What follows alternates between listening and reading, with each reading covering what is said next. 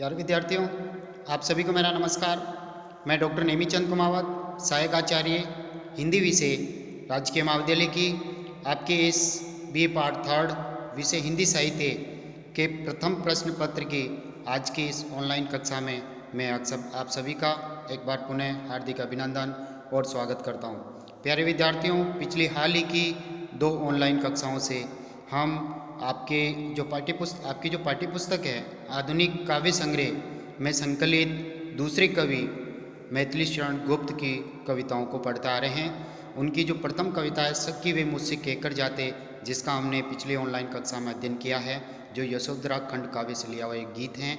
और दूसरी जो कविता यहाँ संकलित हैं वो है साकेत का नवम सर्ग। साकेत एक महाकाव्य मैथिली शरण गुप्त जी के द्वारा लिखा हुआ राम के चरित्र पर उसका जो 9वां सर्ग है उर्मिला वियोग वर्णन खंड, जिसमें उर्मिला का वियोग वर्णन वर्णित किया गया है, लक्ष्मण की पत्नी उर्मिला, जिसको हमने पिछली हाल ही के ऑनलाइन कक्षा में पढ़ा और हमने उसको यहाँ तक पढ़ लिया था। और इसके आगे उसी क्रम को जारी रखते हुए हम आरंभ करने जा रहे हैं। आइए। पहले आंखों में थे मानस में कूद मग्न प्रिय अब थे, छींटे वही उड़े थे बड़े बड़े अश्रु वे कब थे। यहाँ अपनुति अलंकार का प्रयोग कवि के द्वारा किया गया है। उर्मिला जब अपने प्रियतम लक्ष्मण के वियोग में जब वो रोती है, अश्रु टपकाती है, वेदना व्यक्त करती है, तो उसकी सखियाँ कहती है कि तू आंसू क्यों टपका रही है, तू रो क्यों रही है। तो देखिए इसका सटीक उत्तर उर्मिला दे रही है। वो कहती कि पहले आंखों में थे, यानी प्रियतम जब यहाँ थे सामने, जब वनवास नहीं हुआ था तब आंखों के सामने थे, यानी उनके दर्शन हो जाते थे साक्षात। मानस में कूद मग्न प्रिय अब थे, और जब वो वनवास हो गया उनका, अब वो यहाँ नहीं है, तो उनकी जो तस्वीर जो आंखों के सामने थी वो मेरे मन रूपी सागर में बस गई है। अर्थात आंखों के सामने रहने वाली मूर्ति जब हृदय रूपी सागर में जब छलांग लगा करके जब कूदती है, प्रवेश करती है जल में, तो देखिए उससे छींटे उछलते हैं। कोई भी वस्तु पत्थर आदि हम जब जल में फेंकते हैं तो छींटे उड़ते हैं। तो वो कह रही है कि छींटे वही उड़े थे, अर्थात मेरे हृदय रूपी सागर में जब प्रियतम कूदे, प्रवेश किया, तो उनसे छींटे उड़े थे और वही छींटे आँखों के रूप में बाहर निकल रहे हैं। तो बड़े बड़े अश्रु वे कब थे, अर्थात मैं रो कहाँ रही हूँ, बड़े बड़े आंसू कहाँ टपका रही हूँ। मेरे प्रियतम मेरे मन रूपी सागर में कूदे हैं, छलांग लगाई है, इसलिए बड़े बड़े आंसू वहीं से बाहर निकल रहे हैं। तो यहाँ अपनुति अलंकार है, सत्य बात को यहाँ छिपाया गया है, जबकि वास्तविकता ये कि उर्मिला यहाँ रो रही है, अपनी वेदना व्यक्त कर रही है। उसे बहुत थी विरह के एक दंड की चोट, दंड यानी एक डंडे की चोट मात्र, एक हल्का सा धक्का देने की चोट ही मात्र थी, वो गिर सकती थी, बेहोश हो सकती थी। बेहोश करने के लिए, उसे गिराने के लिए एक चोट, हल्का सा धक्का ही काफ़ी था, क्योंकि इतनी वो टूट चुकी थी अपने लक्ष्मण के वियोग में। धन्य सखी देती रही निज यत्नों की ओट, और सखियों को धन्यवाद हैं कि उर्मिला की जितनी सखियाँ हैं उसको धैर्य बंधाती है कि तेरे प्रियतम गए हैं तो लौट के आ जाएंगे। कई दृष्टांत, कई उदाहरण दे देकर उसको धैर्य बंधाती है, उसे सांत्वना देती है। कई प्रयत्न उन्होंने किए हैं। मिलाप था दूर अभी धनी का, विलापी था बस बनी का, बनियन वधु धनियन पति, अर्थात उसके प्रियतम से, लक्ष्मण से उसका वियोग जो हुआ है, उससे पुनः विलाप, जो उसका विछोड़न हुआ वनवास के दौरान, उसका मिलन अभी काफ़ी दूर है। और उसके लिए, उस वधु के लिए, उर्मिला के लिए राजभवन में एक तपस्वियों जैसा जीवन जी करके 14 वर्षों तक केवल विलाप करना ही लिखा है, रोना ही उसके जीवन में लिखा है। अपूर्व आलाप वही हमारा, अपूर्व यानी अनोखा, आलाप यानी रोना। जिस तरह से बच्चा भी रोता है उसी तरह से वियोग वेदना में उर्मिला भी, यानी रात और दिन 8 पैर 64 घड़ी उसके जीवन में केवल रोना ही लिखा है। तो इस तरह से वो रह रह करके रोती है कि जिस तरह से कोई वाद्य यंत्र से ध्वनि निकलती है, वाद्य की तरह वो रहती है। यथा उदाहरण है यहाँ पर विपंची, विपंची कहते हैं वीणा के स्वर को, यानी वाद्य यंत्र को। दीर दार धारा, जिस तरह से वीणा के स्वर से लय सुर झंकार जैसा जो स्वर निकलता है, उसी तरह से लक्ष्मण के वियोग में उर्मिला के रुदन का स्वर इसी तरह से वीणा के 7 स्वर की तरह निकल रहा है। यहाँ वीणा के 7 स्वर से उसके रोने के स्वर से तुलना की है। उपमा अलंकार उदाहरण भी हैं। हाँ, सींचे ही बस माली ने कलश ले कोई न ले करतरी, यानी एक उपवन का रूप देकर के अपने जीवन को उन्होंने, जीवन रूपी उपवन, एक बगीचे में जिस तरह से कोई माली आकर के बस केवल पौधों को सींचता रहे, उर्मिला के मनोभाव है ये। बस उसी तरह से इस जीवन रूपी उपवन को मैं भी अपने अश्रु जल से लगातार सींचती रहूं, मुझे कोई अनावश्यक कष्ट और पीड़ा न दे।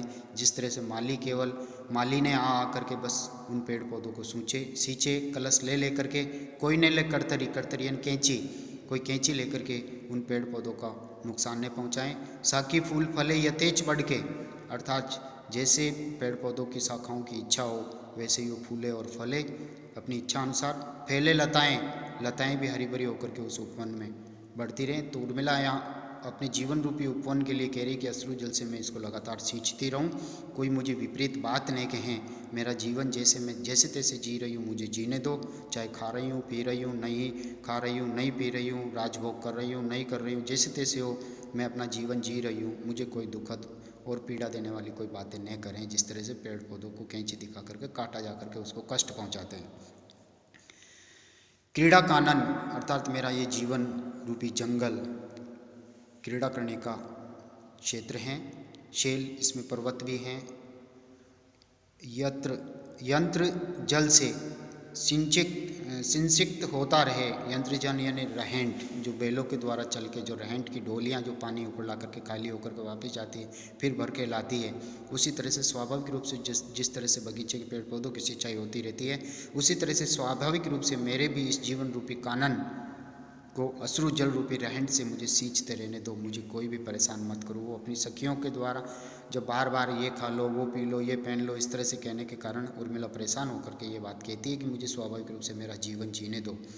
मेरे जीवन का चलो सखी वही सोता भिगोता रहे। वही सोता यानी मेरे हृदय से निकलने वाला आंसू अश्रु जल इस जीवन रूपी प्रवाह को वो प्रभावित करता रहें।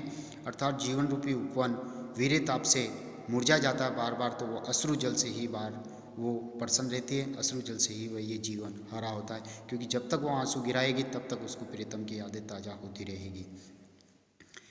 क्या क्या होगा साथ मैं क्या बताऊं, अर्थात इस उपवन में मेरे साथ में क्या होगा मैं नहीं जानती। मेरे साथ एक था लक्ष्मण का, वो ही मुझे छोड़ करके चले गए हैं।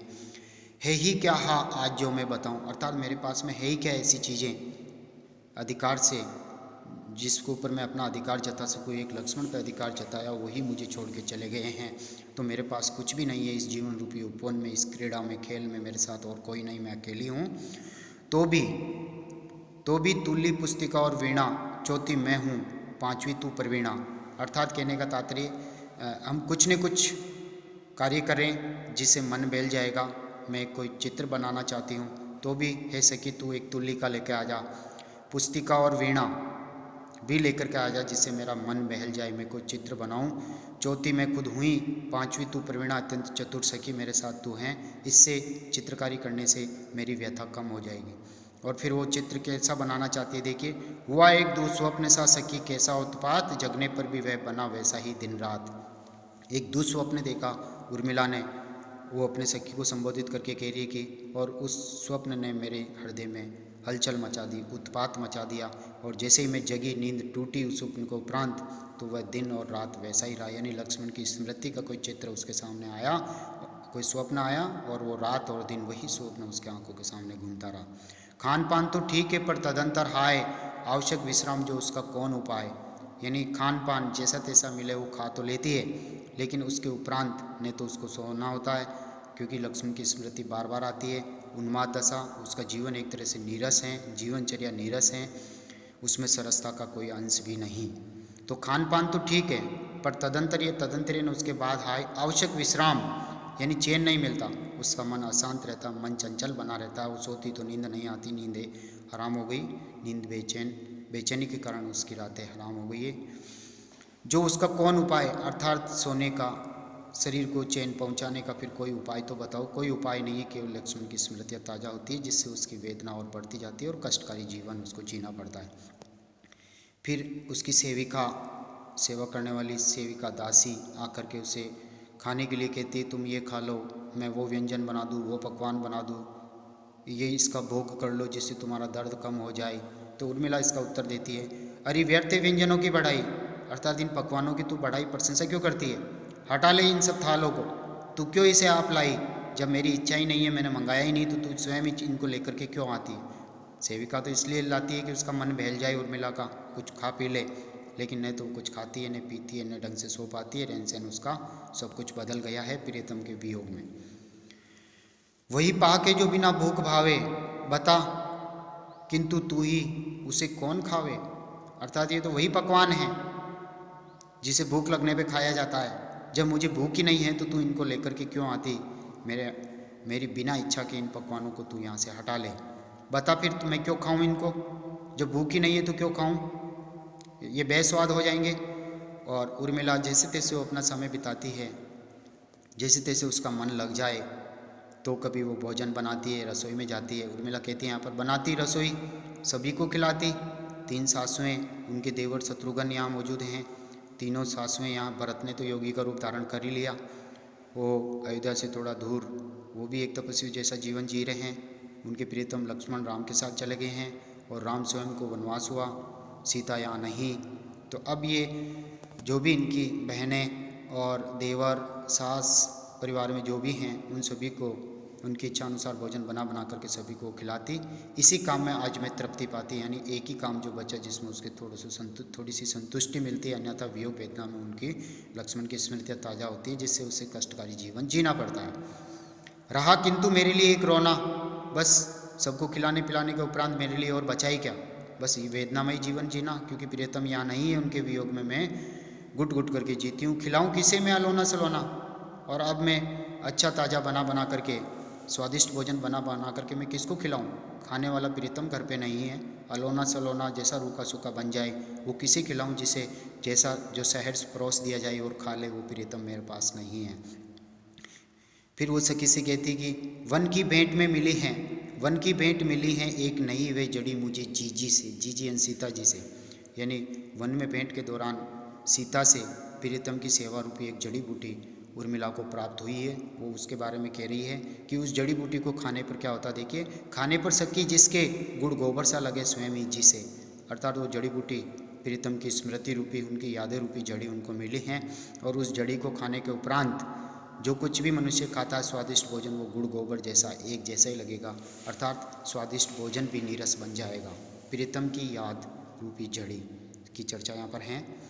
रस है बहुत परंतु सकी विष से विषम प्रयोग, अर्थात जीवन में रस तो बहुत हैं, लेकिन इन जीवन में इन रसों का भोग मैं करूं तो वो विषम विषैले कार्य की बात है, विष के समान है। अकेले सुख भोग नहीं किया जा सकता, जीवन साथी के बिना वो सब जहर के समान है। इन रसों का भोग करने पर प्रीतम की याद आती है, दोनों साथ ही रह करके जीवन रस का आनंद लिया जा सकता है। बिना प्रयोगता के हुए यहाँ भोग भी रोग, बिना प्रयोगता यानी इन रसों का प्रयोग करने वाले के बिना, अर्थात लक्ष्मण यहाँ नहीं है, तो जो भी मैं भोग करूँ वो सुख भोग मेरे लिए रोग बन गए हैं। यानी महल के सारे सुख भोग मेरे लिए रोग हो गए हैं, मैं उनका भोग कैसे करूँ अकेली, प्रियतम यहाँ साथ नहीं है। फिर सखी उसके लिए कुछ और स्वादिष्ट पकवान लेकर के आती है, जैसे खीर वगैरह, दूध से बनी हुई खीर, स्वादिष्ट खीर लेकर के आती है और उर्मिला को खिलाने की कोशिश करती है, प्रयास करती है। तो उर्मिला देखिए क्या जवाब, लाई है क्षीर क्यों तू हट मत करियो, मैं पीऊँगी न आली, अर्थात आली अन सखी, अर्थात हे सखी तू खीर बना करके क्यों लेके आई, मेरी इच्छा नहीं है, मुझे भूख नहीं लगती। तुझे अभी कहा है कि मुझे सीता जी से भेंट, मेरी जीजी से भेंट पर मुझे एक जड़ी बूटी मिली है, लक्ष्मण की स्मृति रूपी जड़ी, जिसको खाने से सारा गुड़ गोबर लगे, तो फिर मैं इस खीर को क्यों खाऊं जब मुझे इसका आनंद ही नहीं मिले, इसका रस ही नहीं मिले, तो क्यों लेकर के आई तू।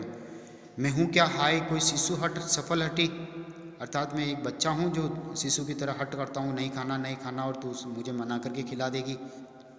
रंग भी राज्यशाली, अर्थात एक तरह से अत्यधिक निर्धन होकर भी क्या राज्य वैभव का मैं भोग करूँ, अर्थात मैं तो रंग हूँ, मैं कैसे राज के सुखों का भोग कर सकती हूँ, मेरी तो अजीब दशा है। माना तूने मुझे है तरुण विरहणी, अर्थात एक नवयुवती माना, एक यौवनवती वियोगिनी स्त्री माना है।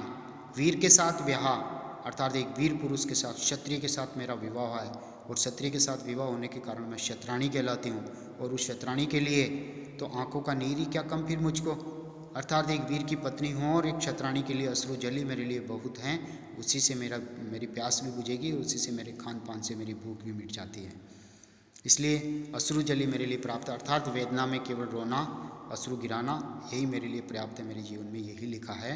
तो तू क्यों इनको पकवानों को ले लेकर के आती है। चाहिए और क्या, हा, अर्थात ये जीने का संबल एक अश्रु ही बहुत है। अश्रु आएंगे, अश्रु जब तक मैं गिराती रहूँगी तो प्रियतम की याद ताज़ा होती रहेगी और उसकी आशा में ही उनके आने की अवधि, लौटने की अवधि तक मैं उनका इंतजार कर सकती हूँ। मेरे जीने का संबल एकमात्र अश्रु है, अर्थात वेदनामय जीवन ही है। मैं आमोद प्रमोदमय जीवन, राज की सुखों का भोग नहीं कर सकती। फिर आगे देखिए, चाहे फटा फटा हो मेरा अंबर अशून्य है आली, यानी फटा फटा हो अंबर यानी वस्त्र।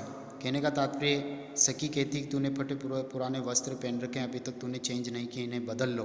तो उर्मिला उत्तर देती है, आकाश रूपी ये वस्त्र, ये भी आकाश भी तो शून्य कहलाता है, लेकिन इन वस्त्रों से क्या मेरा जो नीरस जीवन है वो सरसता में परिवर्तित हो जाएगा? हे सखी तू ही बता। आकर किसी अनिल ने भला यहाँ धूली तो डाली, अर्थात जैसे तैसे मेरे वस्त्र हैं, वहाँ से वन प्रदेश से कोई हवा बह करके आती है और लक्ष्मण की स्मृति से जुड़ी हुई कोई मिट्टी धूल मेरे इन वस्त्रों पे लगती तो है, इतना ही मेरे लिए काफ़ी अच्छा। मेरे वस्त्र धूल दूसरित हो तो क्या हुआ, धूल दूसर है तो क्या, यूँ तो मृन मात्र गात्र भी, गात्र यानी शरीर, मृन मात्र यानी मिट्टी का, अर्थात इन पंचभौतिक तत्वों से बना हुआ ये शरीर भी तो है, ये भी तो धूल मिट्टी से बना हुआ है, यही धूल मिट्टी में वापस मिल जाता है। तो धूल मिट्टी मेरे वस्त्रों पे लगी हुई है और ये गंदे हो गए, मैले हो गए, तो इनसे क्या हो गया, वस्त्र बदलने से क्या हो जाएगा?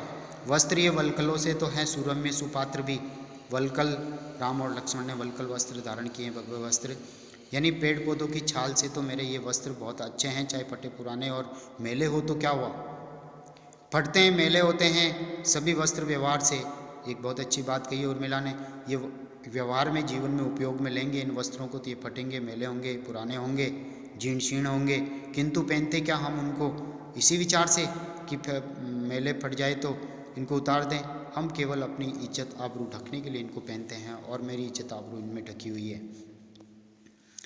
यानी धूल से सिक्त फटे वस्त्र ही एक वियोगी के लिए अच्छे होते हैं, इन्हीं वस्त्रों से उनको प्रीतम की यादें ताज़ा होती रहेगी।